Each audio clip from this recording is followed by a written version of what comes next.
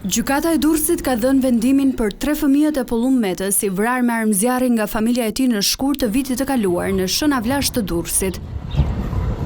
Treqja e trupit gjykues e drejtuar nga Xhevdet Lika ka vendosur dënim me burg për jetë për djalin e madh të viktimës Hysen Meta, kurse vajza Hygerta Meta është dënuar me 8 vite heqje lirie. Me 5 vite burg është dënuar djali i vogël i familjes Amarildo Meta, ndërsa bashkëshortja e Pollum Metës Blerina Meta me 3 vite heqje lirie.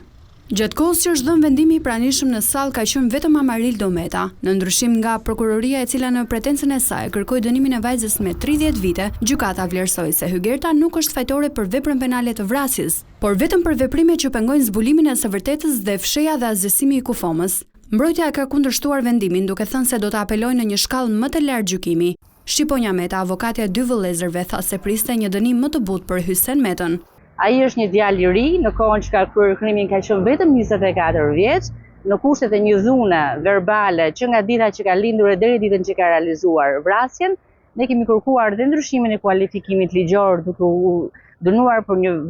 tjetër vepër penale që është ajo e tronditjes psiqike, pasi ai vërtet ka qenë tronditur në momentin që e ka kryer, i ka drejtuar gjykatës një letër ku i kërkon ndjesë dhe mos prezenca e tij ka qenë vetëm për shkak se ka vrarë babain dhe nuk mund të përballet me një situatë vështirë. Avokati tjetër që mbronte Hygertën e ka pritur vendimin e dhënë për të, e cila në total për 2 vepra penale u dënua me 8 vite heqje lirie. Vendimi i gjykatës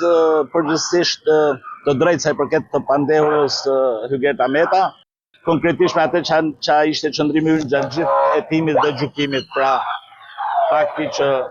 kundërshtuam bashkëpunimin në kryen e veprës penale 79C. Pjesën tjetër